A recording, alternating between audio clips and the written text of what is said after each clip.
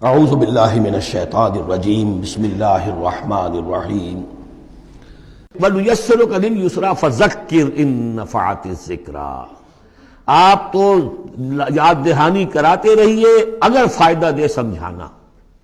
اور اس میں در حقیقت یہ ہے کہ ذکر جو ہے اللہ تعالیٰ کا اور اللہ تعالیٰ کی تذکیر جو ہے، اگر تو کہہ دیا ہے یہاں پر اگر فائدہ پہنچائے، لیکن اس کا یہ مطلب نہیں کہ اگر فائدہ پہنچائے تبھی تذکیر کی جائے، اس لیے کہ آگے آ رہا ہے سَيَذَّكَّرُ مَن يَخْشَىٰ، یعنی آپ اگر تذکیر کریں گے تو جس کے دل میں کچھ خوف ہے اس کو تو فائدہ ہو جائے گا نا۔ آپ تذکیر فرما رہے ہیں، نئی وحی آ گئی ہے، اسے آپ نے پڑھ کر سنایا ہے، وہ جن کو پرواہ نہیں ہے ان کو تو فائدہ نہیں ہوگا، لیکن آپ کے اہل ایمان ساتھیوں کے علم میں اضافہ ہوگا، ان کے اندر اور جو ہے ایمان جو ہے بڑھے گا۔ سَيَذَّكَّرُ مَن يَخْشَىٰ وَيَتَجَنَّبُهَا الْأَشْقَىٰ، البتہ جو شقی ہے، بدبخت ہے، وہ اس سے اپنا پہلو کترا جائے گا، وہ پہلو موڑ لے گا۔ الذی یصلی النار الکبریٰ، جس کا انجام پھر یہ ہونا ہے کہ وہ بڑی آگ میں جھونکا جائے گا، داخل ہوگا بڑی آگ میں۔ ثم لا یموت فیہا ولا یحییٰ، پھر نہ اس میں وہ مرے گا اور نہ زندہ رہے گا، نہ زندوں میں نہ مردوں میں۔ لا تبقی ولا تذر، سورہ مدثر میں جو آیت آئی تھی، ثم لا یموت فیہا ولا یحییٰ، پھر نہ اس میں اس کو موت آئے گی، نہ وہ زندوں میں ہوگا نہ مردوں میں۔ قد افلح من تزکیٰ، یقیناً کامیاب ہو گیا وہ، یہ مضمون بھی آگے اب پھیلے گا اور بڑھے گا، ترقی کرے گا۔ قد افلح من تزکیٰ، بے شک کامیاب ہوا وہ کہ جس نے تزکیہ حاصل کر لیا، اپنے آپ کو پاک کر لیا۔ یعنی انسانی روح جو ہے وہ اس جسم میں جب قید کی گئی ہے، بنایا گیا بہت بلند، لقد خلقنا الانسان فی احسن تقویم، پھر ڈالا ہے اس میں، اس حیوانی جسد کے اندر، ثم رددناہ اسفل سافلین۔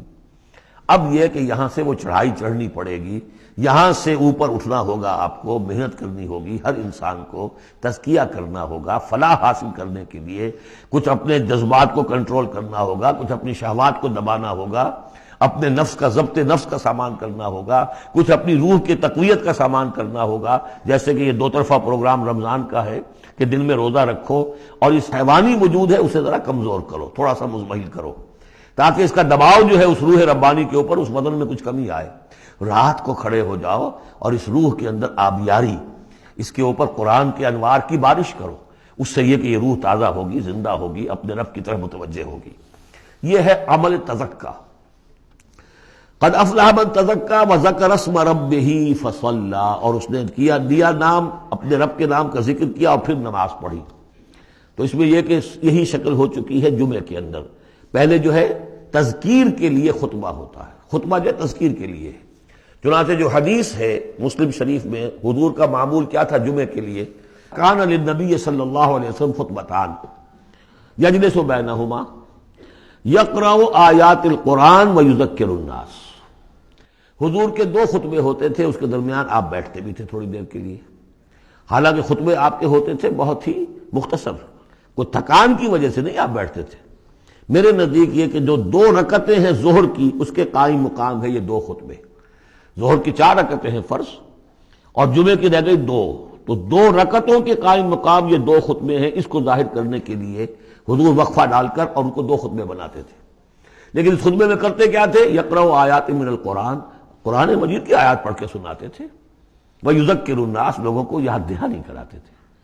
اور اس میں معاملہ کیا تھا؟ از دل خیزت بر دل ریزت، زبان کا حجاب تھا ہی نہیں، حضور کی زبان عربی اور جو سننے والے بیٹھے ان کی زبان عربی، تو لمبے چوڑی بات کی ضرورت بھی نہیں تھی، ہمیں تو معنی بتانے پڑتے ہیں، اس کا مفہوم بتانا پڑتا ہے، تب ترجمہ کرنا پڑے گا، کوئی نحوی اشکال ہو وہ بتانا ہوگا، انہیں کوئی ضرورت نہیں تھی، مختصر ترین خطبہ ہوتا تھا، اور اس میں تذکیر، یاد دہانی۔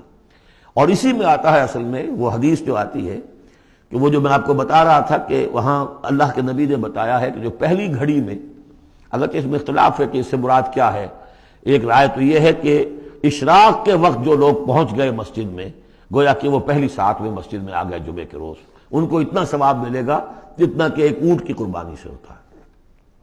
جو دوسری ساعت میں آئیں گے انہیں اتنا ثواب ملے گا جتنا ایک گائے کی قربانی کا۔ تیسری ساعت میں آئیں گے ان کو اتنا ثواب ملے گا جتنا ایک بکری یا میڑھا جو ہے اللہ کی راہ میں قربان کیا۔ چوتھی ساعت میں آئیں گے ان کے لیے ایسا ہے کہ ایک جو مرغی ہے وہ اللہ کی راہ میں صدقہ کر دی، اور جو 5ویں میں آئیں گے وہ ایسے جیسے کہ ایک انڈا اللہ کی راہ میں خیرات کر دیا۔ اس کے بعد جو آتا ہے تو جو فرشتے بیٹھے ہوتے ہیں مسجدوں کے دروازوں پر اور ان کے رجسٹر ہوتے ہیں ان میں حاضری کا اندراج کرتے ہیں وہ. اس کے بعد جب امام کا خطاب شروع ہو جاتا ہے، لیکن وہاں خطبہ ہوتا تھا، خطاب نہیں. ہمارے ہاں تو پھر دو چیزیں ہو گئی، ایک اردو کی تقریر پھر ایک خطبہ.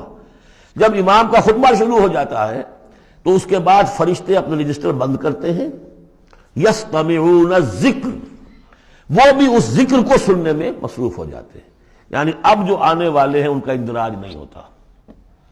اب اس میں جو تعویل کی علماء نے، اور علماء میں سے شاہ ولی اللہ دہلوی کی بھی تعویل ہے یہ کہ ایک تو یہ کہ اس سے مراد یہ ہماری ساعتیں نہیں ہیں بلکہ کچھ خفی ساعتیں ہیں یہ، اگرچہ مجھے اختلاف ہے ان کی رائے سے. البتہ دوسری بات انہوں نے جو کہی ہے کہ اس میں جو اندراج نہیں ہوتا وہ اس معنی میں کہ فضیلت اب نہیں رہی، فضیلت گئی.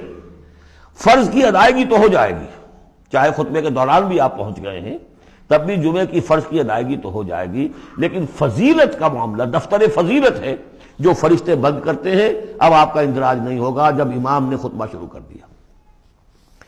تو وہ ہے کہ ذکر اسم ربہ، پہلے خطبے میں اللہ کا نام لیا، ذکر کیا، پھر نماز پڑھی. یہ ترتیب گویا کہ جمعے کے اندر ہو رہی ہے. بل تؤثرون الحیات الدنیا، تمہارا اصل مرض کیا ہے؟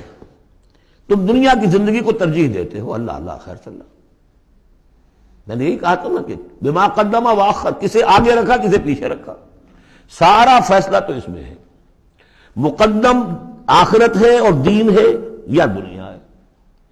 یا تو آپ نے مقدم بنا دیا آخرت کو تو جتنی دنیا مل جائے اللہ کا فضل ہے، اللہ کی طرف سے دین ہے، بونس ہے. لیکن اگر آپ نے مقدم بنا دیا دنیا کو تو پھر آپ گئے.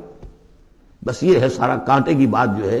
تو اس حوالے سے بل تؤثرون الحیات الدنیا کلا بل تحبون العاجلہ وتذرون الآخرہ، تمہارا اصل مرض یہ ہے تم اس عاجلہ سے محبت کرتے ہو، اس کا نفع بھی نقد نقصان بھی نقد، تکلیف بھی فوراً محسوس ہو گئی اور راحت بھی فوراً محسوس ہو گئی، اور آخرت کی نفع نقصان بھی قرض ہے، ادھار ہے، اس کی تکلیف اس وقت محسوس نہیں ہو رہی.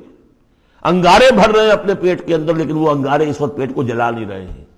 وہ انگارے ظاہر ہو جائیں گے قیامت کے اندر، وہ جلائیں گے اس وقت، لیکن انگارے بھر اس وقت رہے ہو. جو فرمایا کہ جو یتیموں کا مال ہڑپ کرتے ہیں ناحق طور پر، ما یاکلون فی بطونہم الا نار، وہ آگ بھر رہے ہیں اپنے پیٹوں کے اندر، لیکن اس وقت وہ آگ ٹھنڈی ہے، شوگر کوٹڈ ہے، اوپر اس کے انسولیشن ہے، وہ آپ کے معدے کو جلاتی نہیں جا کر، لیکن وہی ہے تو آگ. بہرحال تم ترجیح دیتے ہو دنیا کو، والآخرۃ خیر وابقیٰ، جبکہ آخرت بہتر بھی ہے اور باقی رہنے والی ہے. ان ھذا لفی الصحف الاولی، یہی بات تھی پرانے صحیفوں میں. اصل میں یوں سمجھیے کہ جو کانٹے کی بات ہے وہ یہ ہے، جو اصل شے ہے ہدایت اور ضلالت کی جو بات ہے، راز وہ یہ ہے کس کو مقدم کس کو مؤخر، دنیا یا آخرت. صحف ابراہیم و موسیٰ، صحف اولا یعنی ابراہیم کے صحیفے اور موسیٰ کے صحیفے، ان کا ذکر پہلے بھی آیا ہے. تو موسیٰ کے صحیفے ہمیں معلوم ہے، ابراہیم کے نہیں. جیسا کہ میں نے عرض کیا، میری ایک رائے ہے کہ جو ہندوؤں کے ہے اپنشد، وہ میرے نزدیک صحف ابراہیمی کی بگڑی ہوئی بدلی ہوئی شکلیں. صدق اللہ العظیم.